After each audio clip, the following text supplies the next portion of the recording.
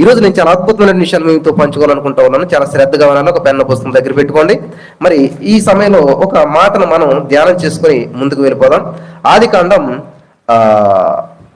4వ అధ్యాయం మనం చదువుకుంటా ముందుకు వెళ్ళినట్లయితే అక్కడ ఒక విషయం ఉన్నది. 4వ అధ్యాయం 14వ వచనం చదువుకున్నట్లయితే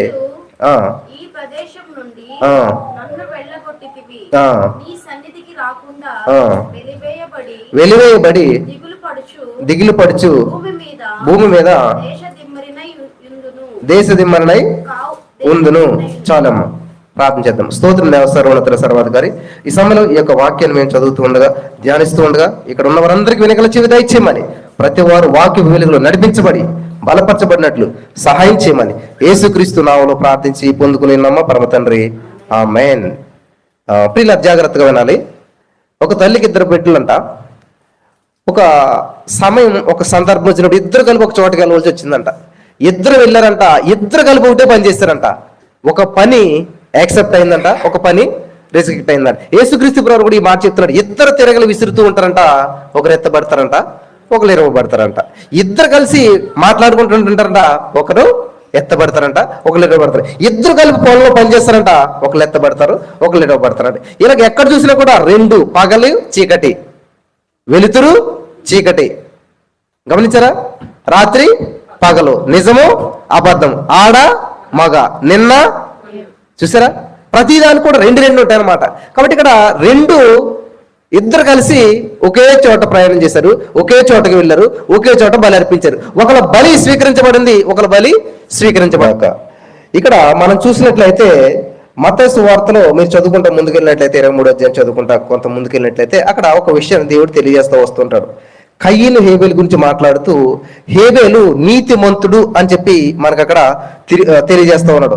ఆదికాండం 4వ అధ్యాయం 12వ వచనం చూసినట్లయితే వీళ్ళిద్దరు అన్నదమ్ములు అర్పణ అర్పించినప్పుడు ఒకళ్ళ అర్పణ దేవుడు యాక్సెప్ట్ చేశాడు, ఒకరిది యాక్సెప్ట్ చేయలేదు అనమాట.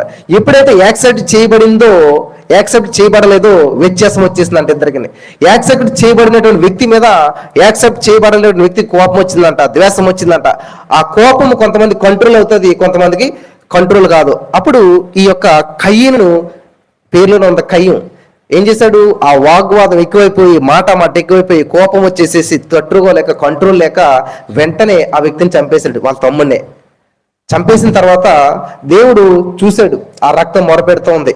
దేవుడు ఎంత ప్రేమ కలిగినటువంటి వాడు అంటే అవకాశం ఇస్తున్నాడు. కయ్యను, ఎక్కడ మీ తమ్ముడు? ఆదాము, ఎక్కడున్నావు? ఎందుకని ప్రశ్నలు వేస్తా ఉన్నాడు దేవుడు అంటే, సర్వసృష్టికర్తకి, సర్వాంతర్యామి, ఆయన కనుదృష్టి లోకమంతా సంచారం చేస్తూ ఉన్నటువంటి దేవుడికి ఎక్కడేమిటో తెలియదంటారా? మరి ఎందుకని ప్రశ్నిస్తా ఉన్నాడు? ప్రభువా, నేను నీకు వ్యతిరేకంగా తప్పు చేసేసానయ్యా, నీ మాట నేను వినకుండా ఇలాగ వెళ్ళిపోయినయ్యా, ఆకుల చాటును దాక్కున్నాను, పొరపాటు నాదే అని అన్నాను కదా ఆదాం గారు. అప్పుడన్నా ఒకవేళ మారు మనసు పొంది దేవుని దగ్గరకు వస్తాడేమో అనే అవకాశం మాట ఎంతకైనది. అందుకని ఆదామా, ఎక్కడున్నావు? నాకు తెలుసు నువ్వు ఎక్కడున్నావు, కానీ నీ నోటితో నువ్వేం చెప్తావా, నువ్వు ఎలా చెప్తావా, నీ యొక్క ఆలోచన ఏంటా అని చెప్పి దేవుడు ప్రశ్నిస్తూ ఉన్నాడు. ఈ రోజున మనల్ని ప్రశ్నిస్తూ ఉన్నాడు. ఈ రోజున మనల్ని కూడా, నువ్వు ఎక్కడున్నావు, ఆత్మీయ స్థితిలో ఎక్కడున్నావు, ఏ స్థితిలో? ప్రభా, నేను పర్ఫెక్ట్, నేను బాగానే ప్రార్థన చేస్తున్నాను, నాదంతా బాగానే ఉన్నది, నాకు లోపం లేదు, లోపం నీదే, నువ్వు నన్ను హెచ్చించట్లేదు, నువ్వు నన్ను దీవించట్లేదు. ఇది మాట చాలా మంది సమాధానం. కానీ నిజంగా ఆదాము అక్కడ చెప్పుంటే బాగుండేది కదా. ఇక్కడ కయ్యనేమో నన్ను అడిగితే ఏమైనా కాపలా పెట్టవా? అరే, సమాధానం చూసారా దేవుడితోటి. ఈరోజు చాలా మంది యొక్క సమాధానం ఇట్లా ఉన్నదన్నమాట. ర్యాస్, రూట్ అంటారు మాట. దీన్ని ఇంగ్లీష్లో ఏమంటారండి? రూట్ అంటారు మాట. అంటే చాలా గర్వంతో నిండినటువంటి సమాధానం అనమాట. పెద్ద లేదు, చిన్న లేదు, వయసుతో సంబంధం లేదు, ఏ విధమైనటువంటి గౌరవం లేదు మాటల్లోనూ. ఎంత రూడ్ గా మాట్లాడుతున్నారంటే ఈ రోజున చాలా మంది అనమాట. ఈవెన్ ఫేస్బుక్, వాట్సాప్లు ఎక్కడ చూసినా ఎవరి మట్టికి వాళ్ళు మాట్లాడేటువంటి స్వేచ్ఛ వచ్చేసింది కాబట్టి, అందరికీ నోరుంది కాబట్టి ఏం చేస్తున్నారంటే ఈ యొక్క సోషల్ మీడియాను ఉపయోగించి ఎవరి నోటుకు వచ్చిన వాళ్ళు ఏ విధంగా పడితే ఆ విధంగా మాట్లాడి పెట్టేస్తూ ఉన్నారు. ఇక్కడ కయ్యను కూడా మాటలు ఎలా ఉన్నాయంటే, ఏంటి నన్ను అడుగుతున్నాయండి, మా తమ్ముడికి నన్ను ఏమైనా కాపలా పెట్టావా? అప్పుడైనా కానీ సరే, నేను ఆవేశంలో ఇలా చేసేసానే, ఆవేశంలో మా తమ్ముడిని చంపేశానే, ఆవేశంలో దెబ్బ కొట్టని, అనవసరంగా చెవుకు తగిలిసింది, అనవసరంగా చనిపోయాడే అని చెప్పి. ఒక విషయం తెలుసా ప్రియులారా, నేను రీసెంట్గా తెలుసుకున్నటువంటి విషయం ఏంటంటే, ఎవరైతే తప్పు చేస్తారో, ఎవరైతే మరి ఈవెన్ మర్డర్ కేసు కానీ ఏదైనా చేస్తారో, వాళ్ళు వెంటనే స్టేషన్కి వెళ్ళి లొంగిపోయినట్లయితే వాళ్ళకి శిక్ష తగ్గుతుందంట. తెలుసా మీకు ఈ విషయం? ఏమా, ఎవరైతే ఏ తప్పు అయితే చేస్తారో ఆ తప్పుని వాళ్ళగానే పోలీసులు ఎంక్వైరీ చేసి వాళ్ళ దగ్గరకు వచ్చి వాళ్ళు పట్టుకోకముందే వీళ్ళని లొంగిపోయినట్లయితే వాళ్ళ శిక్ష సగం మట్టికి తగ్గుతుందంట. నేను తెలుసుకున్నాను అనమాట ఈ మధ్యనే, విన్నాను ఒక చోట. అలాగే దేవుని దగ్గరికి ఎప్పుడైతే మనం చేసినటువంటి తప్పిదాన్ని లోపాన్ని ఒప్పుకొని దేవుని సందులో ఒప్పుకుంటామో, అతిక్రమలు దాచిపెట్టువాడు వర్ధిల్లడు, వాటిని ఒప్పుకొని విడిచిపెట్టువాడు కనికరం. విడిచిపెడితే పొందుకుంటామంట. ఏం విడిచిపెట్టాలి, ఏం పొందుకోవాలి? ఏం విడిచిపెట్టాలండి? అతిక్రమాలను విడిచిపెట్టేసేయాలంట, గర్వాన్ని విడిచిపెట్టేసేయాలంట, కోపాన్ని విడిచిపెట్టేసేయాలంట. అలా విడిచిపెడితే పొందుకుంటామంట. ఇక్కడ గమనించాలి, దేవుడు ఏం చేస్తున్నాడు చూడండి. 4వ అధ్యాయం 12వ వచనం చదువుకుంటాం, మళ్ళా ముందుకెళ్దాం మనం. నీకు ఇయ్యదు, దేశ దిమ్మరమైందు అని అనెను. నెక్స్ట్, అందుకు కయ్యను నా దోష శిక్ష నేను భరింపరానిది, నన్ను ఈ ప్రదేశాన్ని వెళ్ళగొట్టేశావు, నీ సన్నిధికి రాకుండా వెలువబడి దిగులు పడుచు, ఈ భూమి మీద దేశ దిమ్మరనై నేనుందును, కావున నన్ను కనుగొని వాడెవడు నన్ను చంపును. ఎందుకు వచ్చింది? ఈ ప్లేస్ లో ఉండకుండా చేసేస్తావు, ఈ మంచి ప్లేస్ నుంచి నన్ను పొమ్మంటా ఉన్నావు, ఈ భూమిని దున్నమంటా ఉన్నావు, దేశ దిమ్మరగా తిరుగుతానంటున్నావు. ఇటువంటి బ్రతికిన ఒకటే అమ్మా. చాలా మంది అన్నారు ఈ మాట, నాకు ఈ ఉద్యోగం లేదు, నాకు ఇంకా వివాహం అవ్వలేదు, నాకు ఇంకా పెళ్ళి అవ్వలేదు, లేకపోతే నా జీవితం ఇంత బాధలు, ఇన్ని సంవత్సరాలు, ఇటువంటి జీవితం ఉన్నా ఒకటే పోయినా ఒకటే. కయ్యలు ఉన్నారు ఇక్కడ, అందరూ ఉన్నారు. అందరూ కయ్యని వెళ్ళినటువంటి దారిలో వెళ్ళినటువంటి వాళ్ళమే కాదంటారా? నా మట్టికి నేను డిఎస్సి రాశాను, ఉద్యోగం రాలేదు, వివాహ విషయంలో అవ్వట్లేదు, ఇవన్నీ కూడా ప్రతికూల పరిస్థితులు వచ్చినప్పుడు ఇటువంటి పరిస్థితి ఎందుకు, ఇటువంటి జీవితం ఎందుకు నాకు? నేను కూడా ఒక కయ్యని అయిపోయినప్పుడు కయ్యనే కాదు ఈ మాట పలుకుతుంది, నేను కూడా పలికాను. మీరు ఎంతమంది పలికారు ఇటువంటి మాటని? పలికారు అందరూ? అందరూ పలికేశారనమాట. చూడండి, అయితే అందరూ కూడా కయ్యలు అనమాట. ఇక్కడ కయ్యలు గారు అన్నారు, ఎందుకు నాకు ఇటువంటి జీవితం వద్దు, ఇటువంటి బ్రతుకు నేను బ్రతకను, దేశం ఏమైనా నేను ఎలా తిరుగుతాను, కాబట్టి నేను చచ్చిపోతున్నట్లేదు, నన్ను ఎవరైతే చూస్తాడో వాడిని చంపేసింది కాక. మరి దేవుడు ఏం చేయాలి అప్పుడు? చావు, నీ చావు చావు అని వదిలేలా? చాలా మంది తల్లిదండ్రులు ఏం చేస్తారు తెలుసా? వాడు అల్లరి చేసి నన్ను చితక్కొట్టేస్తారు. చితక్కొట్టేసేసి మళ్ళీ అడు ఎక్కడికి వెళ్ళిపోతున్నాడు అని చెప్పి వెనకాల వెళ్తుంటుంటారు. ఎందుకంటే జరిగింది మీకు ఎప్పుడన్నాను, ఈ కోపంలో ఏ నూతులు పడతాడో, ఏ గోతులు పడతాడో, ఈడు ఏ లారీ కింద పడతాడో, లేకపోతే ఏమైపోతాడో అని చెప్పి ఏం చేస్తారు, మళ్ళీ సైకిల్ వేసుకునో మోటార్ సైకిల్ వేసుకునో, లేకపోతే ఎట్టి వెళ్తున్నాడు ఏంటని చెప్పి ఫోన్ చేశారే, మీ ఇంటికి వచ్చినట్టు సరే సరే అక్కడే ఉంచండి, కోపం తగ్గిదాకా అంటారు లేదా? దేవుడు కూడా అదే మళ్ళీ వెనకాల పడుతున్నాడు. ఏం చేశాడంట? ముద్ర వేసాడంట, ఒక ముద్ర వేసాడంట. చదవండి, మళ్ళీ చదవండి. కాబట్టి యెహోవా అతనితో, కాబట్టి ఎవడైనను వీనిని చంపిన యెడల వానికి ప్రతి దాంట్లో 7 కలుగునని, మరియు ఎవడైనను కయ్యను కనుగొని దేవునికి స్తోత్రం. ఏం చేశాడంటే కొన్ని ఆబోతుల్ని, కొన్ని ఎద్దుల్ని వాటికి పనిచేయటం అలసిపోయిన తర్వాత, వయసు అయిపోయిన తర్వాత ఒక ముద్ర వేస్తారనమాట. మీరు చూసారు ఎప్పుడన్నాను? రోడ్ల మీద తిరుగుతుంటాయి కదా కొన్ని ఎద్దులు, ఇట్లా పెద్దగా వాటికి ఇలా వచ్చేసేసి వాటిని ఎవరు ఇంకా పట్టించుకోరనమాట. ఏ కొట్టుగాడు ఏదైనా తెలగ బిళ్ళ అయ్యి పెడితేనే తింటా బతుకుతుంటారు అనమాట. వాటికి ముద్ర వేసి వదిలేస్తారు. ఇక్కడ నడుమే చూస్తే ఇలా రౌండ్గా ఒక ముద్ర ఉంటుంది అనమాట. ఇంకా అది ఎవరికి చెందింది కాదు, దాన్ని ఎవరు పట్టుకోవటం కాదు, ఎవరు చేయటం కాదు అనమాట. అలాగా సేమ్ వచ్చేసిన ఆంబోతు అంటారు కదా మన పెద్దలు తిట్టేటప్పుడు, మన భాషలో చెప్పాలంటే అదే పని అయిపోయింది అనమాట. ఎవరిది? కయ్యని గారికి వచ్చేసి వదిలేడు దేవుడు. ఎవడన్నా నేను ముట్టుకున్నాడా వాడికి 700 ప్రతిదంటన అని చెప్పేసేసి, నేను చచ్చిపోతాను, నేను చచ్చిపోనే ఉన్నాను, నీ చేతిలో లేదు అది. చూసారా దేవుడికి ఎంత ప్రేమ? నువ్వు శపించేసావు నన్ను దేశ దిమ్మరాల్లో కాబట్టి నేను బతకను, నన్ను ఎవరు చూస్తారు చంపేసింది కాకనిదంటే no no no no no no, నువ్వు బ్రతుకుండాలి, నువ్వు చచ్చిపోవడం నాకు ఇష్టం కాదు, నీలో మార్పు రావాలి, నువ్వు జీవించాలి, నువ్వు నాకు మహిమార్థంగా ఉండాలి అన్నది నా ఉద్దేశం. నేను ఎట్టి శిక్ష ఎందుకంటే నువ్వు ఎప్పటికైనా సరే తప్పు తెలుసుకుని నన్ను స్తుతిస్తావు, నన్ను మహింపరుస్తావు, నా వైపు తిరుగుతావు అని చెప్పి ఆ కయ్యని గారిని దేవుడు ఎవరన్నా చంపేస్తాడు ఏమని చెప్పేసి ఒక ముద్ర వేశాడంట. ఆ ముద్ర కనుగొనినటువంటి వాడు ఎవడో కూడా ఆయన్ని తాకలేడు, ఆయన్ని చంపలేడు. ఇటువంటి ముద్ర వేసుకొని కయ్యని గారు ప్రయాణం చేసుకుంటూ వెళ్ళిపోతా ఉన్నాడు అనమాట. చాలా మందికి డౌట్, బ్రదర్ మరి ఇంకెవరు లేరు కదా, హేబేలు కయ్యను, ఆదాము గారికి 2 పిల్లలే కదా, కయ్యను పోయాడు, ఇంకెవరున్నారు? హేబేలు పోయాడు, ఇంకెవరున్నారు? కయ్యనే ఉన్నాడు. మరి అలా నడుచుకుంటూ వెళ్ళిపోయాడు. సడన్ గా పెళ్ళి అయిపోయినట్టు, దేశం వచ్చేసినట్టు అంత వచ్చేస్తుంది. మరి భార్య ఎక్కడొచ్చింది? మరి ఎలా చనిపోయాడు కయ్యను? ఎంత ప్రశ్నలు చాలా మందికి ఆసక్తి అనమాట. కయ్యను ఎలా చనిపోయాడు, ఎలా చనిపోయాడు, ఎలా చనిపోయాడు తెలుసుకోవాలి. అందరికి ఆసక్తి అనమాట. తెలుసుకోవాలన్నదా మీకు కూడాను? ఏమా తెలుసుకోవాలన్నది కదా? సరే తెలుసుకుందాం. బైబిల్ గ్రంథం ఏం చెప్తుందో చూద్దాం. దేవునికి స్తోత్రం కలుగును గాక. హల్లెలూయా. ఇక్కడ కయ్యనే ఉన్నారు. కనుగొని వాడెవడో నన్ను చంపును అంట ఉన్నాడు. దేవుడు మరి ప్రేమ కలిగినటువంటి కాబట్టి అతన్ని ఎవరు చంపకుండా ఒక ముద్ర వేసి పెట్టాడంట. ఇక్కడ మరి ఎక్కడున్నది అని చూసినట్లయితే కయ్యను గారు ఎలా చనిపోయారు అనేటువంటిది బైబిల్ గ్రంథంలో ఉన్నది. ఇంకా క్లియర్ గా చెప్పాలంటే అతని మరణం అంతా కూడా లిఖించబడింది. కొన్ని విషయాలు బైబిల్ గ్రంథంలో చిన్న ఆధారం ఉంది, కానీ పూర్తి వివరాలు అయితే బైబిల్ గ్రంథంలో లేవు. ఇంకో గ్రంథంలో ఉందంట. ఆ గ్రంథం పేరు ఏంటంటే యాషారు గ్రంథం. యాషారు గ్రంథం ఎంతమంది తెలుసు? తెలుసా? తెలియదు. విన్నారా? బైబిల్ గ్రంథంలో యాషారు గ్రంథం గురించి ఉంటుంది అనమాట. ఎక్కడ ఉంటది? యెహోషువ గ్రంథం 10వ అధ్యాయం 12వ వచనం చదవం కదా మార్నింగ్ మనం. ఆ వచనం పూర్తిగా చదవండి ఒకసారి. యెహోషువ గ్రంథం 10వ అధ్యాయం 12వ వచనం చదివినట్లయితే యెహోషువ గారు ప్రార్థన చేసినప్పుడు అంట సూర్యుడు చంద్రుడు ఆగిపోయాడంట. ఈ మాట ఎక్కడున్నది ఏమా?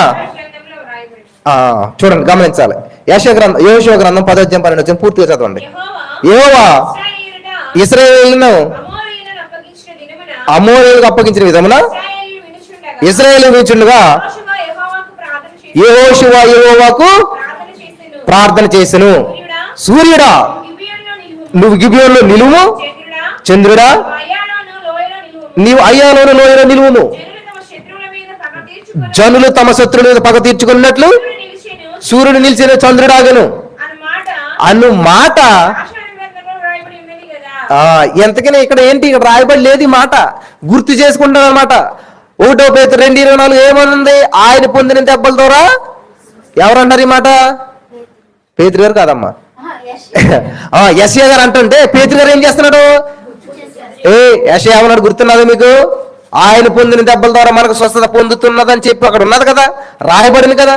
పేతురు గారు కాదు ఇక్కడ మాట అంటాడు. మరి ఈ మాట ఇక్కడ యెహోషువ గ్రంథంలో ఉంది, కానీ యెహోషువ గ్రంథంలో గుర్తు చేయబడుతుంది అనమాట. మరి ఎక్కడ రాయబడింది మాట? బ్రదర్, బైబిల్లో ఉన్న విషయాలు చెప్పండి. ఎందుకు మీకు అవుట్ ఆఫ్ ఎందుకు అంటారు? చూడండి, కామెంట్ వస్తుంటుంది, కింద కూడా ఉంటుంది చూడండి.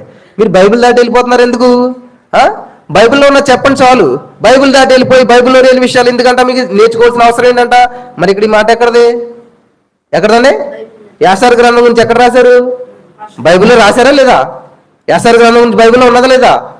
సరే, ఇంకో చోట చూపిస్తాను మీకు ఆ మాట. సమూయేలు రాసినటువంటి రెండో సమూయేలు గ్రంథం 1వ అధ్యాయం 17-18 వచనాలు చదువుతాను. స్పీడ్గా చదవాలి. సమూయేలు రాసినటువంటి 2వ గ్రంథం 1వ అధ్యాయం 17-18 వచనాలు త్వరగా చూడాలి. యూదా వారికి అభ్యాసం చేయవలెనని దావీదు సౌలును గూర్చి, ఆయన కుమారుడు యోనాతాను గూర్చి ధనుర్గీతం ఒకటి చేసి విలాపం సలిపెను. ఎక్కడంటే అది యాషారు గ్రంథంలో లిఖించబడి ఉన్నది. దేవునికి స్తోత్రం. అర్థమైందమ్మా? యాషారు గ్రంథం ఎక్కడ ఇప్పుడు అవుట్ ఆఫ్ మనకు తెలియందా? మనకు సంబంధించింది కదా? సంబంధించిందేనా? ఎక్కడ ఉన్నాయంటే విషయాలన్నీ అందులో ఉన్న యాషారు గ్రంథంలో అని చెప్పాడంట. మరి ఈ యొక్క కయ్యను గారు ఎలా చనిపోయారు కూడా యాషారు గ్రంథంలో రాయబడి ఉన్నదంట. గమనించాలి ప్రియులారా. సరే, అసలు కయ్యను ఎవరు చంపుంటారు? చంపరే చచ్చిపోయాడా? చెప్పాలి. ఎలా చనిపోయాడు చెప్పాలి. తెలిస్తే చెప్పండి, లేకపోతే తెలీదా? సరే చూద్దాం. బైబిల్ గ్రంథంలో మనం చూసినట్లయితే అదే ఆదికాండం 4వ అధ్యాయం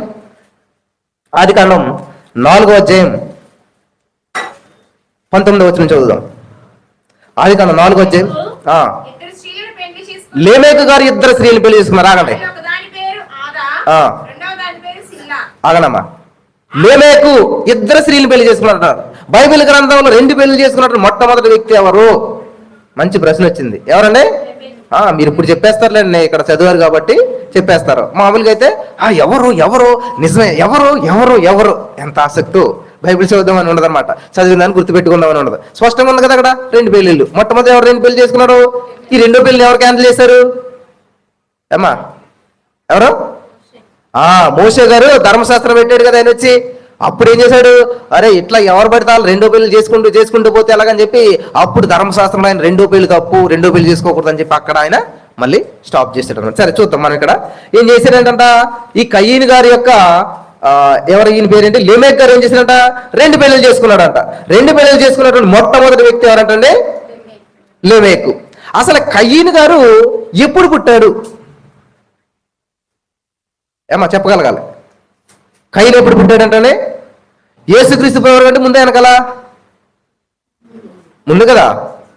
కయీనుకి యేసు ప్రభువుకి చాలా సంవత్సరాలు, వేల సంవత్సరాల తేడా ఉందన్నమాట. ఎంత ముందు పుట్టాడంటే ముందు పుట్టినటువంటి వాడిని ఏమంటారు, క్రీస్తు పూర్వం, క్రీస్తు పుట్టక ముందు అనమాట.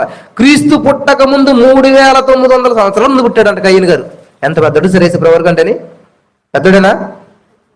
మనిషి రూపంలో అయితే పెద్దడు, కానీ దేవుడికి మించినటువంటి వారు ఎవరు కూడా లేరనమాట. కయీను పుట్టించిన వాడు దేవుడే. కాబట్టి కయీను క్రీస్తు పూర్వం 309 సంవత్సరాల కాలానికి చెందినటువంటి వాడు. ఒక పాయింట్ అర్థమైంది ఇప్పటికి, ఎప్పుడు పుట్టాడను. సరే, అసలు కయీను అనేటువంటి పేరుగా అర్థం ఏంటి? బల్లెము. ఏంటంటే కయీను అనేటువంటి పేరుకి అర్థం బల్లెము, లేదా ఈటె, లేదా ఇనుముతో పనిచేసేటువంటి వాడు అనమాట. రాసుకోండి. కయీను అనేటువంటి పేరుకి అర్థం ఏంటంటే బల్లెము, ఈటె, ఇనుముతో పనిచేసేటువంటి వాడు అనమాట. ఇక్కడ మనం గమనించినట్లయితే ప్రియమైనటువంటి సహోదరి చేసినారా, యాషారు గ్రంథం ఇంగ్లీష్లో ఏమంటారంటే జాషిర్, యాని జాన్ చదువుతారన్నమాట. యెహోషువ ఇంగ్లీష్లో జాషువా. నా పేరు యెహోషువ తెలుగులోను, కానీ ఇంగ్లీష్లో కొద్దిగా ఏముంటది, వై రాదు, జాషువా JOSHUA అని వస్తుంది అనమాట. అలాగే ఇక్కడ యాషారు గ్రంథాన్ని జాషిర్ అంటారనమాట, JASHER. మీరు నెట్లో కూడా చూడండి, పుస్తకం కూడా వస్తుంది, అది యాషారు గ్రంథం బుక్. మీరు ఆల్రెడీ సెర్చ్ చేసి ఉంటారు ఈ పాటి గూగుల్లోను. నేను చెప్తున్నప్పుడు ఇది నిజమా కాదని చెప్పేసి మీరు ఆల్రెడీ సెర్చ్ చేస్తుంటారు. చూడండి, JASHER జాషిర్ గ్రంథంలో ఈ యొక్క కయీను గారు ఎలా చనిపోయారు అనేటువంటిది అంతా కూడా ఉంటుంది అనమాట. ఇక్కడ లెమెక్ గారికి 2 భార్యలంట, బాగానే ఉంది.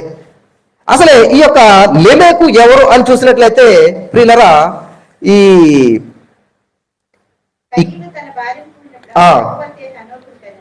కయీను వంశావళికి చెందినటువంటి వాడే లెమెక్ అనమాట. చదవండి, మనకు తెలుస్తుంది అక్కడ. చదవండి అమ్మా కొంచెం కిందకి.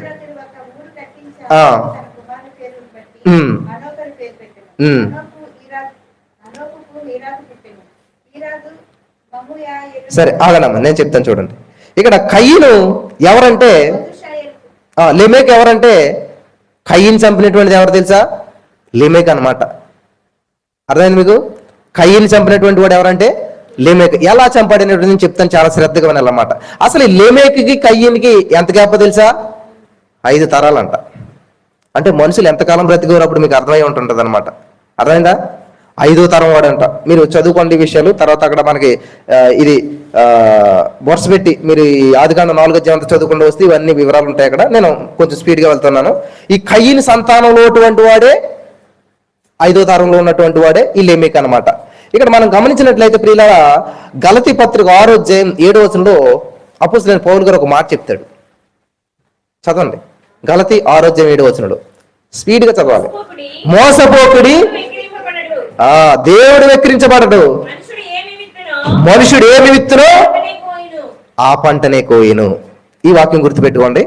ఇప్పుడు ఏం చేశాడు ఈయన, సొంత తమ్ముడినే, సొంత అన్నగారు రక్త సంబంధే రక్తం చిందించి చంపేశాడు. అయిపోయింది అక్కడతోటి. మనకు అనిపిస్తుంది అమ్మయ్య problem solve. No, problem start అనమాట. ఇక్కడ ఏం జరిగిందంటే అంపేహన్ అయిపోయింది అనుకుంటూ ఉన్నాడు, తిరుగుతూ ఉన్నాడు అనమాట. తిరుగుతూ ఉన్నప్పుడు పెద్దవాడు అయ్యాడు, అతను వంశం అభివృద్ధి చెందింది, 5 తరాలు గడుస్తూ ఉంది. ఈ లోపల ఎవరు పుట్టారంటే లెమెక్ అనేటువంటి ఆయన పుట్టాడు, పెద్దోడు అవుతూ ఉన్నాడు, పెళ్లి చేసుకున్నాడు, 2 భార్యలు చేసుకున్నాడు. మొదటి భార్య పేరు ఏంటంటే ఆదా గారికి 2 పిల్లలు పుట్టారంట. కానీ ఈ షిల్లా గారికి పిల్లలు పుట్టలేదంట. పెద్ద అయిపోయింది, వృద్ధాప్యం వచ్చేసిందట. ఆ వృద్ధాప్యంలో ఆవిడికి సంతానం కలిగిందంట. గమనించాలి, ఆ వృద్ధాప్యంలో పుట్టినటువంటి వాడే తుబల్ కయీను. అమ్మా మీరు బైబిల్ చదువుకుంటే అర్థమవుతుంది. తుబల్కి నిన్నరా, తుబల్ కయీను చూడండి అక్కడ ఉంటది. తుబల్ కయీను ఉన్నదా? 21వ వచనం ఏం పేరు అన్నది, ఎవరండి అతను? వృద్ధాప్యంలో ఏం పేరు ఆవిడది? షిల్లా. షిల్లా. ఆ షిల్లా గారికి పుట్టినటువంటి కుమారుడే తుబల్కి అనమాట. ఇతడు ఏం చేస్తాడంటే ఆ ఇనప పనిముట్లతో పనిచేస్తారు కదా, ఆ ఇనప పనిముట్లతో పనిచేసేటువంటి వారికి మూల పురుషుడు అనమాట ఈ షిల్లా గారు. జాగ్రత్త గమనించాలి. మరి కయీను ఎలా చనిపోయినటువంటి పెద్ద డౌట్ కదా మనకు అందరికీ, అది క్లారిఫికేషన్ చేసుకుందాం ఈ రోజున. సరే, ఈ తుబల్ కయీను ఉన్నాడంట. ఇప్పుడు వృద్ధాప్యం వచ్చేసరికి ఎవరైతే చివరిని పుడతాడో కొడుకు వాడి మీద ఆధారపడతారు కదా ముసలిళ్ళంతా కూడా. కాబట్టి ఈ తుబల్కి ఈయన మీద ఆధారపడ్డాడంటే ఈ లేమేకు వృద్ధాప్యం వచ్చేసింది, బయటకు వెళ్ళాలన్నా, బ్యాంక్కి వెళ్ళాలన్నా, షాప్కి వెళ్ళాలన్నా ఈ తుబల్కి ఈయన ఒక కర్రలాగా పనిచేస్తున్నాడు అనమాట. నాన్నగారిని ఎక్కడికి తీసుకెళ్లాలన్నా, ఏం చేయాలన్నా కూడా ప్రతి పని కూడా ఈ తుబల్కి ఈయన మీద ఆధారపడే పనిచేస్తూ ఉన్నాడంట. గమనించాలి. పనిచేస్తూ ఉన్నప్పుడు ఒక రోజు ఈ లెమెక్ గారు వేటాడేటువంటి అలవాటు ఉందన్నమాట, వేటాడతాడనమాట. కళ్ళు కనపడకపోయినా మనకి పెద్దలు సామెతుంటది, చింత సచ్చింది కానీ పులప సావలేదు అంటారు కదా. అవన్నీ అక్కడి నుంచి వచ్చినాయి అనమాట. ఈయనకి ఇంత వయసు వచ్చింది కదా, అయినా కూడా వేటాడాలనిపించిందట. వేటాడాలంటే ఎక్కడికి వెళ్ళాలి? అడవిలోకి వెళ్ళాలి. వెళ్ళారంట ఎవరు? తుబల్కయీను లెమెకు ఇద్దరు వెళ్ళారంట. అప్పుడు తుబల్కయీను గారు ఏం చేశారంట, నాన్న అదిగో ఆ పొదచాటుని జంతువు ఉన్నది కాబట్టి అక్కడికి బాణమైనా అని చెప్పాడంట. ఎవరు? తుబల్కయీను గాని. ఎప్పుడైతే మాట చెప్పాడో ఈయన గురి పెట్టాడు అనమాట. ఎవరు? లెమెక్ గారు గురి పెట్టి అక్కడ సౌండ్ చేస్తుందని చెప్పి బాణం వేసాడంట. నాన్న అయిపోయింది, దొరికేసింది అని చెప్పి ఆ తండ్రిని తీసుకుని ఇద్దరు వెళ్ళేసరికి అక్కడ ఎవరున్నారు? కయ్యని గారికి తగిలిందంట బాణం. బాణం తగిలి మనిషి అది జంతువు చనిపోలేదు. అక్కడ ఎవరు చనిపోయారు? కయ్యని గారు చనిపోయాడంట. వెంటనే ఎప్పుడైతే చూశాడో, ఏంద్రా అంటే, ఏంటి నాన్న ఆయన చనిపోయాడు. ఎవర్రా చూస్తే కయ్యను. కానీ ఈయనకు తెలుసు కయ్యని మీద ఏముంది? ముద్ర ఉంది. పైగా ఎవరు? బంధువే, దగ్గరతనే, సొంత వంశానికి చెందినటువంటి వాడే. వెంటనే పిచ్చివాళ్ళగా అయిపోయి చాలా కోపం వచ్చేసేసి చాలా ఉద్రేకం అయిపోయి, మనం ఏం చేస్తాం? సడన్ ఇంట్లో ఏదన్నా వస్తువు పోయింది అనుకోండి, పిల్లలు అల్లరి చేస్తుంటారు కదా, వాడు వచ్చి మనల్ని గెంటుతాడు. సడన్ మనం వెళ్ళి దాని మీద టీవీ మీద పడితే టీవీ కింద పడిపోద్ది. పడిపోయిన టీవీ గురించి పట్టించుకో, మనం వెంటనే ఏం చేస్తాం? ఎవడైతే మనం గెంటాడో పిల్లోడు వాడు జుట్టు పట్టుకుని పైకి లేపి ఏం చేస్తాం? చితకొడేస్తాం లేదా? అదే చేసాడు ఆయన. ఎవరు? ఈ లెమెక్ గారు వెంటనే ఆ ఉద్రేకుడు అయిపోయి కోపంలో చిత కొట్టేసాడు పిల్లన్నట్టుకుంది. వాడు పిల్లడుగా చిత కొడుతులకు ఏమైపోయాడు? చదవండి ఆ మాట, చదవండి మళ్ళీ. 4:19 చదవాలి. 23 చదవండి అమ్మా. ఓ ఆదా, ఓ సిల్లా, నా పలుకు విని నాగా నమ్మకం వేసుకోకండి. ఎప్పుడైతే ఉద్రేకుడు అయిపోయి ఏం చేశాడంట? కొడుకుని చంపేశాడంట. సొంత కొడుకునే చంపేసిన తర్వాత ఇంటికి వచ్చాక ఈ విషయం చెప్తున్నాడంట. మాట్లాడండి, చెప్పండి అమ్మ. లెమెకు భార్యలారా అంటే నా భార్యలారా అని అర్థం అన్నమాట. నా మాట ఆలకించండి, నన్ను గాయపరిచినందుకే. ఏంటి అర్థమైంది మాట అమ్మ? ఈ వచనం అర్థమైంది అందరికీ. నన్ను గాయపరిచినందుకే. గాయపరచడం ఏంటి? దెబ్బ కొట్టినందుకే. దెబ్బేసేసాడు రా అంటే, దెబ్బేసాడంటే ఏంటి? చేత కొట్టాడా? రాంగ్ వేలో నన్ను నడిపించేసేసాడు, నన్ను మోసం చేసేసేసాడు. అర్థమైందా? మళ్ళీ చదవండి, ఇప్పుడు అర్థమవుతుంది మీకు అన్నమాట. నన్ను గాయపరిచినందుకే. ఎలా గాయపరిచాడు? సాకుచ్చి పొడిచాడా? బలిమిచ్చి పొడిచాడా? ఆమె మాటలు నన్ను చాలా గాయపరిచినాయండి, చాలా మనసుకి బాధ కలిగిందండి అంటాం లేదా మనం? అంటే ఇప్పుడు ఏమైందంటే ఈ లెమెకు గారికి ఎలా గాయమైందంట? నాన్న అదిగో జంతువు అన్నాడు. నిజంగా నమ్మేహాను నేను, కానీ అక్కడ జంతువు లేదు, ఏమి లేదు. ఎవరున్నారు? కయ్యని గారు ఉన్నాడు, మనిషి ఉన్నాడు. నాకు తెలియక నేను హత్య చేశాను, కావాలని కాదు అని చెప్పి ఒక మనిషిని నేను చంపితిని. నన్ను దెబ్బ కొట్టినందుకే 7 ప్రతిదండన కయ్యని కోసము వచ్చిన ఎడలా లెమెకు కోసం 77 వచ్చును. ఎప్పుడైతే ఆ యొక్క వృద్ధాప్యలో పుట్టినటువంటి కుమారుని చంపాడో ఊరుకుంటాడా భార్యలు? ఏది విత్తుతామో అది కోస్తామా లేదా? అక్కడ ఆయన ఏం చేశాడు? కయ్యని గారు రక్త సంబంధిని చంపాడు. ఎలా చనిపోయాడు? మోసపోకుడి దేవుడు వెక్కిరించబడ్డాడు. ఏది విత్తుతామో కోసాడా లేదా? ఎవరు రక్త సంబంధిని అయితే చంపాడో ఈయన కూడా ఎలా చచ్చిపోయాడు? 5వ తరం. 5వ తరం. ఎన్ని తరాలు అయితే సేమ్ రక్తం అనమాట. ఆ వంశం చెందినటువంటి వాడే మళ్ళీ అతని చేతిలో ఇతను చనిపోయాడు అనమాట. సరే, చంపేసినటువంటి వాడి పరిస్థితి మళ్ళీ ఎలా వచ్చింది? ఇప్పుడు 2 భార్యలు కలిశారంట, చెయ్యి పట్టుకున్నారంట. వచ్చారంట ఎక్కడికి? లెమెకు గారి దగ్గరికి. కొడుకును కొట్టి చంపేస్తావా నువ్వు? ఇప్పుడు నీ సంగతి మేము చూస్తామని చెప్పి 2 వచ్చారంట. ఎందుకని? కుమ్మేద్దాము, లెమెకు గారిని చంపేద్దామని చెప్పి. అప్పుడు ఈయన మాట్లాడుతున్నట్టు మాటలే ఆ మాట్లాడినట్టు. మళ్ళీ చదువు, ఇప్పుడు అర్థమవుతుంది మీకు. ఆ చూడండి చూడండి చూడండి చూడండి, కయ్యని చంపితే 7 ప్రతిదండన వస్తుందంట, నన్ను చంపితే 70 ప్రతి. ఇప్పుడు ఏం చేస్తున్నాడు? ప్రొటెక్ట్ చేసుకుంటున్నాడు అనమాట. అతను ప్రొటెక్ట్ చేసుకోవటం మొదలు పెట్టాడు. అతను కాపాడుకోవడానికి ప్రయత్నం చేస్తూ ఉన్నాడు. నన్ను గిని చంపారంటే 70 వస్తుంది అని అప్పుడు అంటున్నాడంట అన్నమాట. ఎవరు? లెమెక్ గారు అనమాట. చూడండి, దేవునికి స్తోత్రం కలుగును గాక. ఈ విధంగా ఏం చేశారంటే ప్రొటెక్ట్ చేసుకుంటూ ఉన్నాడు అనమాట. మరి ఇప్పుడు అర్థమైంది కదా మీకు అందరికీ, కయ్యని గారు ఎలా చనిపోయాడు? ఎవరు చంపేశారు? లెమెక్ చంపేశారు. ఇప్పుడు లెమెక్ గారు ఆ మాటలు ఎందుకని అన్నాడంటే, ఇది అంతా ఎక్కడుంది బ్రదర్? యాషారు గ్రంథం ఉంది, కొనుక్కుంటారు మీరు అందరూ యాషారు గ్రంథం, కొనుక్కుని అందులో చదవండి. ఇదంతా కూడా క్లియర్ గా ఉంటది. కావాలంటే మీరు నెట్లాట్లో కూడా చూడొచ్చు. యాషారు గ్రంథం అని కూడా చూసినట్లయితే అందులో ఈ యొక్క వివరాలన్నీ కూడా ఉంటాయన్నాడు. బ్రదర్ మాకు బైబిలే చదివే అలవాటు లేదు, దానికి ఇంటర్లింక్ ఉన్నటువంటి లింక్ లో ఉన్నటువంటి గ్రంథాలన్నీ మేము ఎక్కడ చదువుతాం? మరి చదవలేనప్పుడు చెప్పింది వినాలి, జాగ్రత్తగా అర్థం చేసుకోవాలన్నమాట. అర్థమవుతుంది కదా మీ అందరికీ కూడా.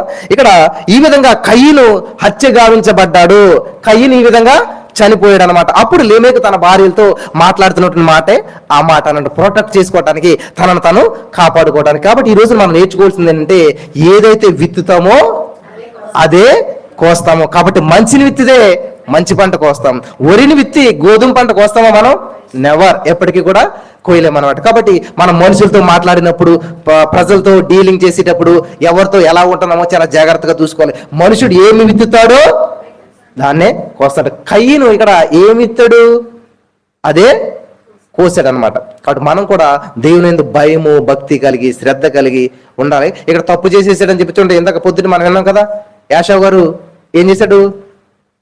తండ్రి దగ్గరకు వచ్చాడు అనమాట. తండ్రి గారు కండిషన్ పెట్టాడు అంట, ప్రతి ఆశీర్వాదం పొందుకోవాలంటే ఇంటర్లింక్ ఉంటుంది అంట. దేంతో? అసలు లోకంలోకి పాపం ఎలా వచ్చిందండి? అదే ఆధ్యాత్మిక్రమాలే అండి. ఏం చేశారు? తిండి వల్ల వచ్చిందంట పాపం. తినేసారు వాళ్ళు, తిన్నాకే కదా వస్త పాపం. కానీ ఆశీర్వాదం కూడా దేని నుంచి వస్తుందంట?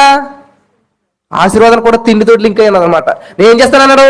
నువ్వు ఫ్రెష్గా వండికి రావాలి, మన ఇంట్లో బోల్ కోరికలు నయ్యొద్దు, నువ్వు వేటాడాలి, నీ సొంతంగా వేటాడికి రావాలి, నీ ఆయుధాన్ని ఉపయోగించాలి, నీ దగ్గర ఉన్న దాన్ని ఉపయోగించాలి, నీ దగ్గర ఉన్నవన్నీ పట్టుకెళ్ళాలి, నీకున్న సమస్తాన్ని తీసుకెళ్ళాలి.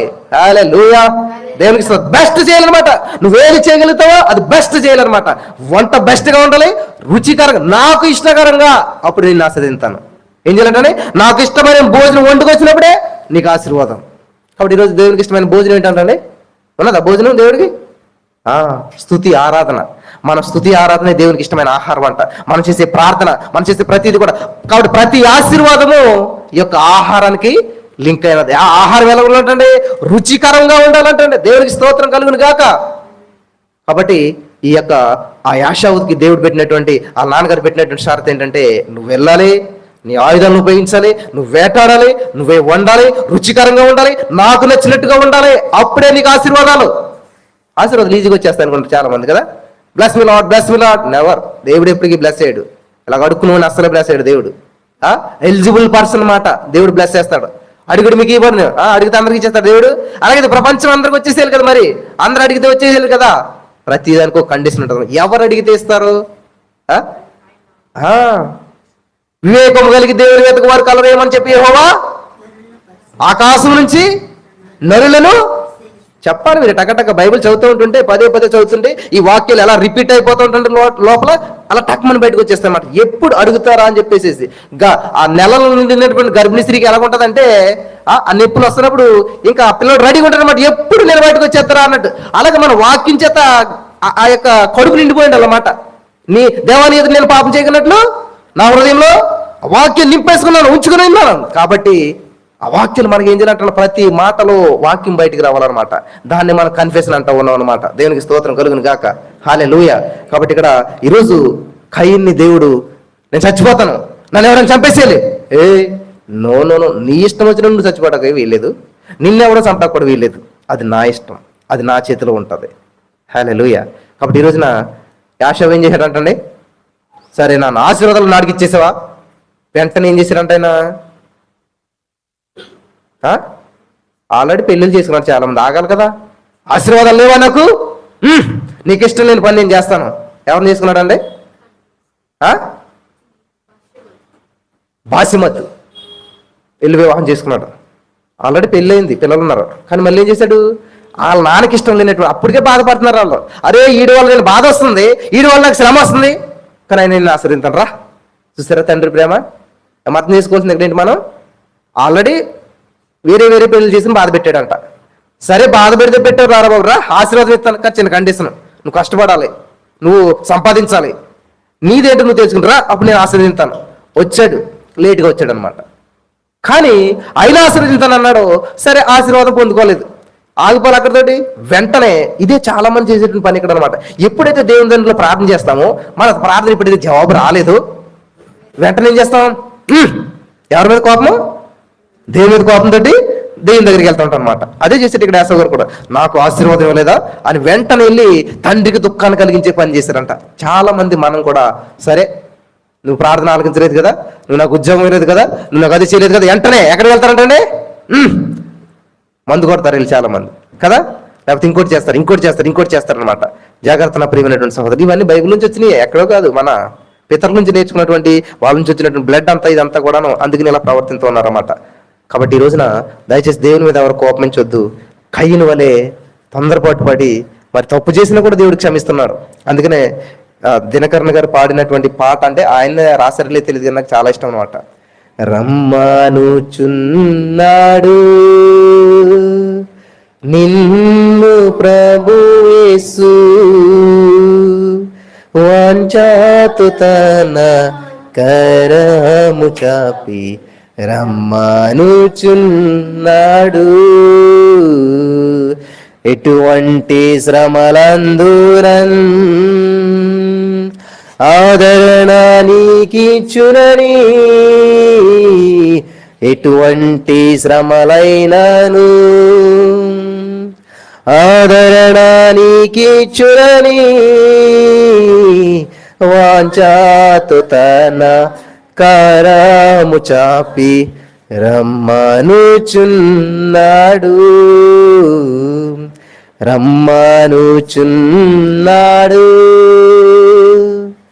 నిన్ను ప్రభు యేసు. నా ప్రియమైనటువంటి సహోదరి, స్నేహితులారా, మోకరిందాం. ఈరోజు నిన్నే పిలుస్తున్నాడు దేవుడు, ఈరోజు నిన్నే పిలుస్తున్నాడు. ప్రయాసపడే భారం మోసుకున్న సమస్త జనులారా, నా యొద్దకు రండి. లెమేకును దేవుడు క్షమించాలని చూశాడు, కయ్యను దేవుడు క్షమించాలని చూశాడు.